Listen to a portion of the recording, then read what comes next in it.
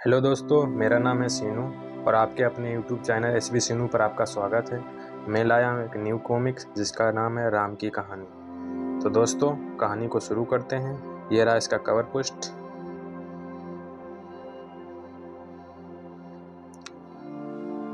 बहुत पहले सरायू नदी के किनारे अयोध्या नगरी में राजा दशरथ राज्य करते थे। उनके 4 पुत्र थे, राम, लक्ष्मण, भरत और शत्रुघ्न। लक्ष्मण, देखा, राम के बाण ने पत्थर के टुकड़े टुकड़े कर दिए। इतने आश्चर्य की क्या बात है भरत? राम ने पहले ही कहा था कि उनका निशाना चूकेगा नहीं। राम रानी कौशल्या के पुत्र थे, भरत रानी कैकेयी के और लक्ष्मण और शत्रुघ्न रानी सुमित्रा के। सभी एक दूसरे को बहुत ही चाहते थे।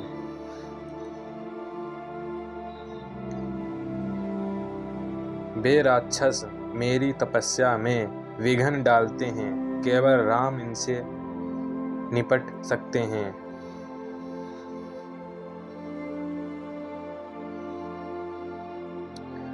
धनुर्विद्या में राम की निपुणता के बारे में दूर दूर के लोग जानते थे, वनवासी विश्वामित्र भी।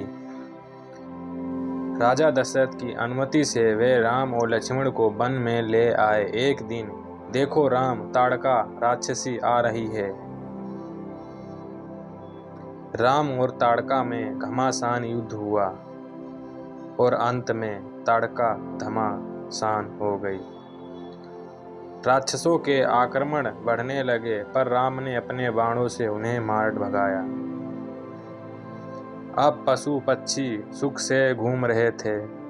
हाँ बेटा, अब इन्हें राक्षसों का डर नहीं रहा। कुछ दिनों बाद राजा जनक की पुत्री सीता का स्वयंवर हो रहा है। आओ वहां चले। राजा जनक के महल में जो इन धनुष को चढ़ा देगा, उसी के साथ सीता का विवाह होगा। राजा जनक ने ये शर्त रखी। सभा में एक के बाद एक सभी राजकुमार आगे आए। धनुष चढ़ाना तो दूर की, किसी ने हिला तक नहीं पाई। कोई भी सफल ना रह पाया। सब मिलकर उसे उठाने लगे। तभी विश्वामित्र ने राम से कहा, बेटा राम, सब हार गए, अब तुम जाओ और धनुष चढ़ाकर सीता का दुख दूर करो। राम ने धनुष आसानी से उठा लिया। उनके बल से वह टूट भी गया। सीता ने जैसे ही राम को देखा, उसके हर्ष की सीमा ना रही। जब यह हर्षदायक समाचार अयोध्या पहुंचा तो राजा दशरथ बारात सजाकर मिथिला को चल पड़े।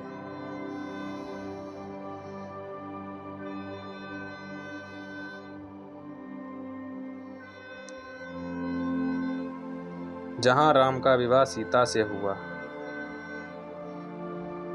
अरे, मेरे बाल पकने लगे। राजगद्दी राम को दे देनी चाहिए। अनेक हर्षपूर्ण वर्ष बीते। एक दिन सभी इस शुभ समाचार से प्रसन्न थे। कैकेयी की दासी मंथरा को छोड़कर राम का राज तिलक होने वाला है। मंथरा, मेरा बस चले तो ये ना होने दूं। रानी कैकेयी से, कल राम का राज तिलक है और भरत को ननिहाल से बुलाया तक नहीं गया। रानी कैकेयी, मंथरा, क्या हो गया है तुम्हें? तो क्या हुआ? कौशल्या का बेटा राज करेगा, तुम्हें माँ बेटे के अधीन रहना पड़ेगा। कैकेयी मंथरा की बातों में आ गई।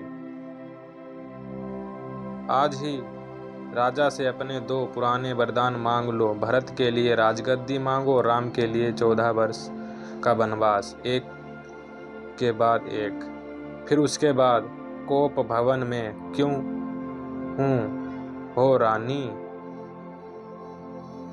कैकेयी ने अपनी मांगे रखी। तुम चाहती हो तो भरत को अभी गद्दी सकता हूँ, लेकिन दूसरा वरदान देना बड़ा कठिन है रानी। अपना वचन पूरा नहीं करोगे तो विश्व में झूठे कहलाओगे।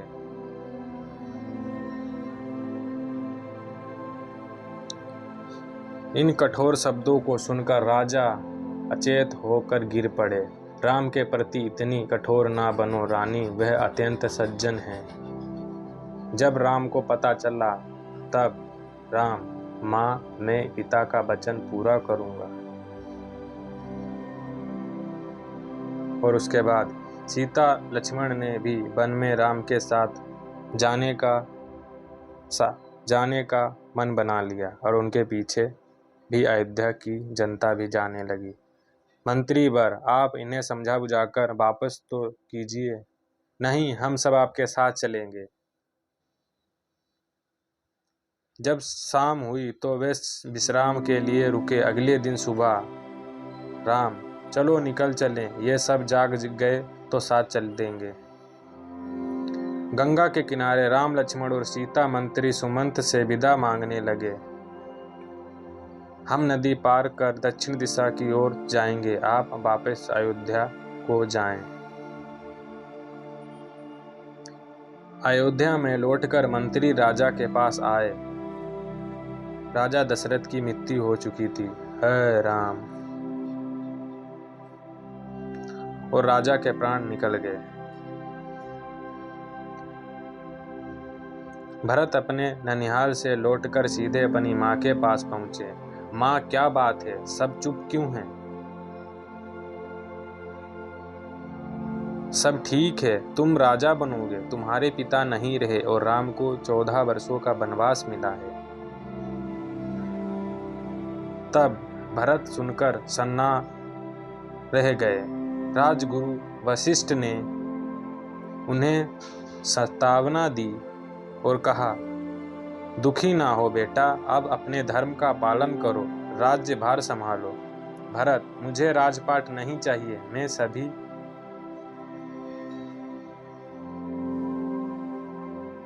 मैं अभी राम के पास जाता हूँ।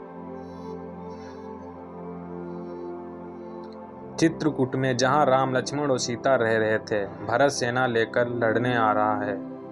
मैं नहीं लक्ष्मण, धीरज से काम लो, भरत को आने दो। भरत मेरे प्यारे भाई भरत, प्रिय राम, हम सब तुम्हें वापस ले चलने आए हैं। क्षमा करे गुरुदेव, पिता का वचन भंग नहीं होने दूंगा। मुझे राजगद्दी नहीं चाहिए, आप नहीं चलेंगे तो मैं आपकी पादुकाएं सिंहासन पर रखकर आपके नाम से राज्य करूंगा। भरत के जाने के बाद राम, लक्ष्मण और सीता दक्षिण में पंचवटी में रहने लगे। एक दिन, कितना आकर्षक और बलशाली पुरुष है, इसे अपना बनाऊंगी। भद्र, मैं शूर्पणखा हूँ, आपके साथ ही रहना चाहती हूँ। मैं तो विवाहित हूँ, तुम लक्ष्मण के पास जाओ। मैं तो उनका सेवक हूँ, तुम उन्हीं के पास जाओ। शूर्पणखा विकराल रूप धारण कर सीता को ओर दौड़ी।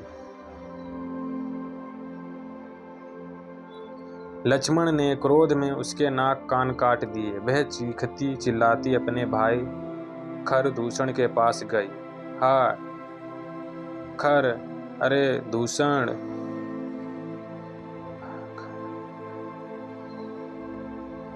तुम्हारे रहते मेरी यह दुर्दशा, हम इसका बदला लेकर रहेंगे बहन। और खर और दूषण राक्षसों की सेना लेकर राम से लड़ने आए। अरे बाप रे, उन्होंने तो खर और दूषण को भी मार डाला। भागो भागो। अब शूर्पणखा अपने भाई लंकापति दशानन रावण के पास आई। मैं इस अपमान का बदला अवश्य लूंगा। मामा मारीच से परामर्श करना होगा।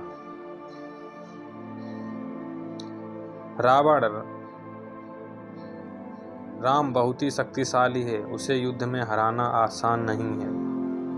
आप स्वर्ण मर्ग बनकर राम को चकमा देकर दूर ले जाना, मैं सीता को उठा ले जाऊंगा। रावण ने मारीच से बात की। कितना प्यारा स्वर्ण मृग है, मुझे ला दो ना। अभी लाता हूँ सीते, पंचवटी में। स्वर्ण मर्ग का पीछा करते करते राम घने वन में चले गए। तभी स्वर्ण मर्ग मानसरोवर में चीखा, हाय लक्ष्मण, लक्ष्मण, राम तुम्हें बुला रहे हैं। पर उन्होंने कहा था कि मैं आपको अकेले ना छोड़ूं। अपने भाई की सहायता नहीं करोगे लक्ष्मण? मैंने तुम्हें नहीं पुकारा था लक्ष्मण, ये इस राक्षस की चाल थी। इस बीच रावण सन्यासी के रूप में सीता के पास आया। साधु को भिक्षा मिले देवी। सीता भिक्षा लेकर रावण के पास आई कि रावण ने उन्हें उठा लिया और अपने रथ में उड़ा ले चला। बचाओ राम लक्ष्मण, बचाओ, दौड़ो, कोई तो बचाओ इस राक्षस से। गिद्ध जटायु बचाने को दौड़ा। अरे जा बूढ़े गिद्ध, तू रावण का सामना करने चला है। जब सीता को खोजते हुए राम वहां पहुंचे, मैं बचा ना पाया। रावण उन्हें लेकर दक्षिण की ओर चला गया। बेचारा जटायु, मेरे लिए उसने अपनी जान दे दी। सीता को खोजते हुए वे और आगे गए, जहां उनकी भेंट पति बाली के भाई सुग्रीव और मंत्री हनुमान से हुई। मैं भी दुखी हूँ राम, मेरे भाई बाली ने मेरी पत्नी छीन ली है और मैं डर के मारे जंगल में भाग आया हूँ। आप मेरी सहायता करें, मैं आपकी सहायता करूँगा। राम ने बाली को मारकर सुग्रीव को राजा बना दिया और बाली पुत्र अंगद को युवराज। बाद में हनुमान, अब तुम अपनी टोली लेकर सीता का पता लगाओ। हनुमान, यह अंगूठी लेते जाओ, यदि सीता मिल गई तो वो इसे पहचान लेगी। खोजते खोजे रीछ बानर सेना समुद्र के दक्षिण किनारे पहुंच गई। हनुमान, तुम ही इतनी लंबी छलांग लगा सकते हो। हनुमान आकाश में उड़ चले।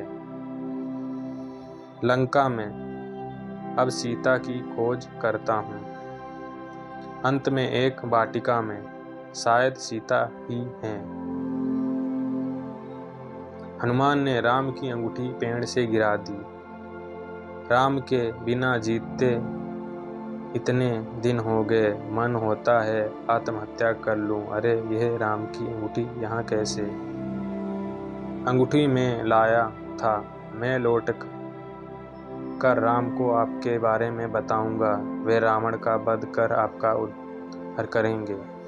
हनुमान नीचे उतर आए। जाने के पहले मैं इन राक्षसों को सजा तो चखा दूं जरा।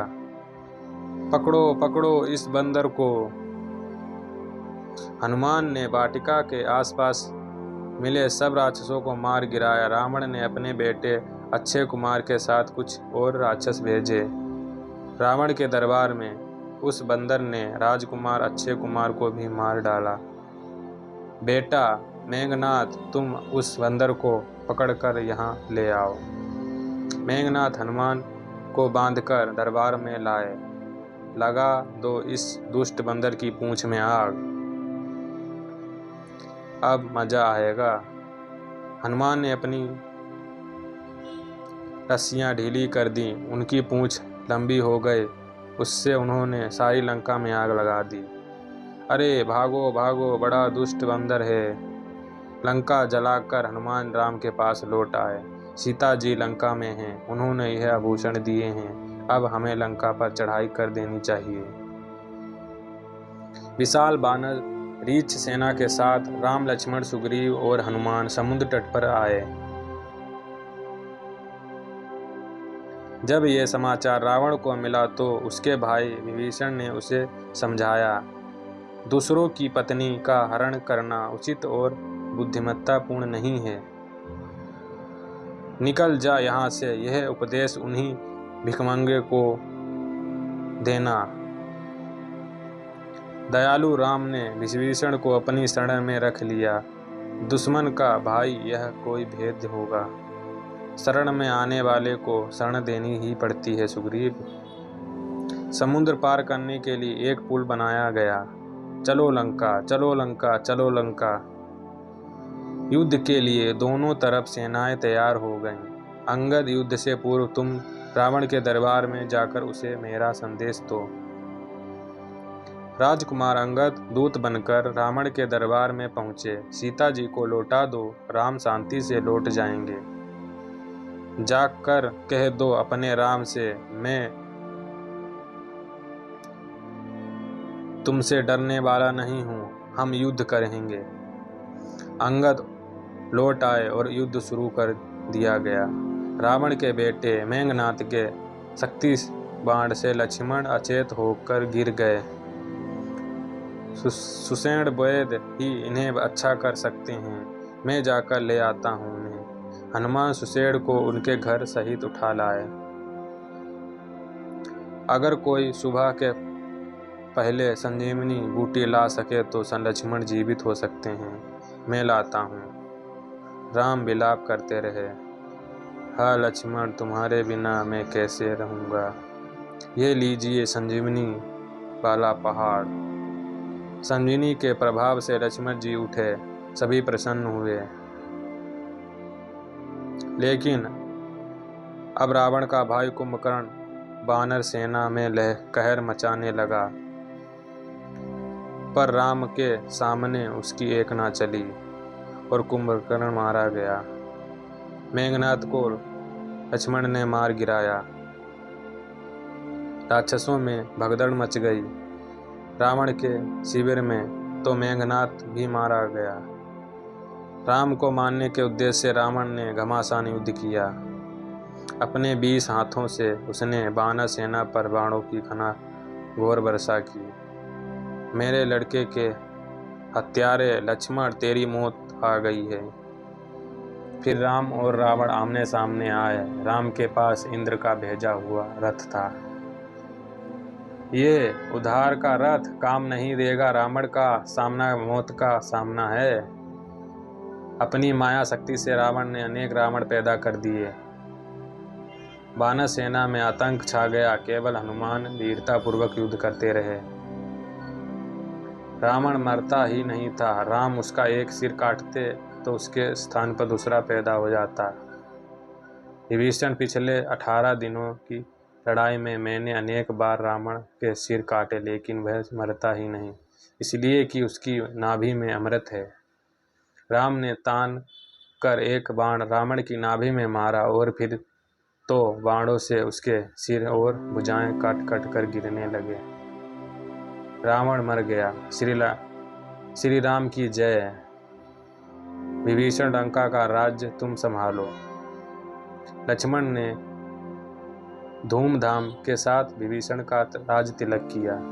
विभीषण के राज तिलक के बाद राम पुष्पक विमान द्वारा अयोध्या लौटे। सीता, तुम्हारे दुख के दिन समाप्त हुए। अयोध्या के राजा बनने के बाद राम ने अनेक वर्षों तक राज्य किया। दोस्तों, कहानी कैसी लगी कमेंट करके ज़रूर बताना। वीडियो अच्छी लगी तो लाइक करना, चैनल को सब्सक्राइब करना। Thank for watching.